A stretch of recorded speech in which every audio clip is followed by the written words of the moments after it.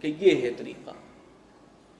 تو سب سے زیادہ فضیلت والا درود وہی ہے جو حضور صلی اللہ علیہ وسلم نے خود صحابہ کو تلقین کیا ہے، اور وہ درود ابراہیمی ہے جو ہم نماز میں بھی پڑھتے ہیں، اور ویسے بھی پڑھنے کے لیے وہی ہے سب سے افضل۔ ان الذین یؤذون اللہ ورسولہ، بے شک وہ لوگ کہ جو اللہ اور اس کے رسول کو ایذا پہنچاتے ہیں، تکلیف دہ باتیں کرتے ہیں ان کے بارے میں، لعنہم اللہ فی الدنیا والآخرہ، اللہ تعالیٰ نے ان پر لعنت کی ہے دنیا میں بھی اور آخرت میں بھی، وأعد لہم عذابا مہینا، اور ان کے لیے تیار کیا ہے بہت رسوائی والا عذاب۔ والذین یؤذون المؤمنین والمؤمنات بغیر ما اکتسبوا،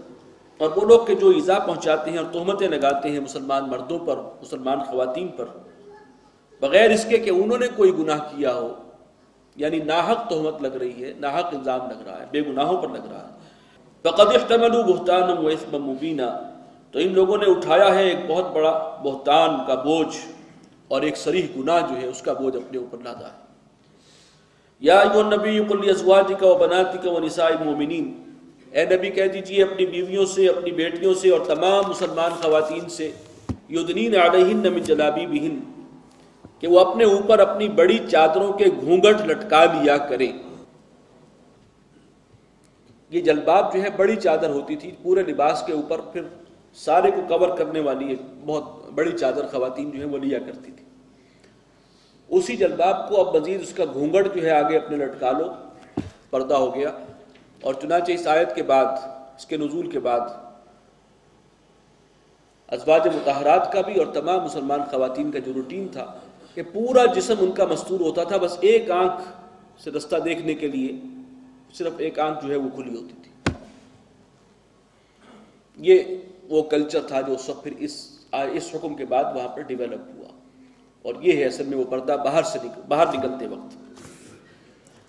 ذالک ادنیٰ ان یعرفن فلا یؤذین، یہ اس بات کے زیادہ قرین ہے کہ ان کا امتیاز ہو جائے اور کوئی انہیں تنگ نہ کرے۔ اس سے پہلے منافق جو ہے مسلمان عورتوں کو جب وہ چہرے پر گھونگھٹ ڈالے بغیر نکلتی تھی تو تنگ کرتے تھے، فقرے چس کرتے تھے، جیسے کہ شرارتی لوگوں کا ہوتا ہے وتیرہ۔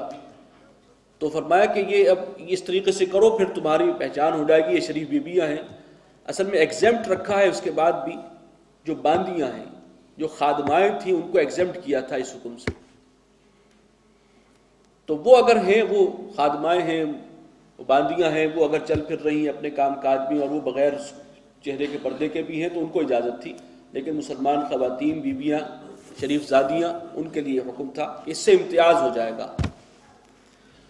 بارک اللہ لی و لکم فی القرآن العظیم ونفعنی و ایاکم بالآیات والذکر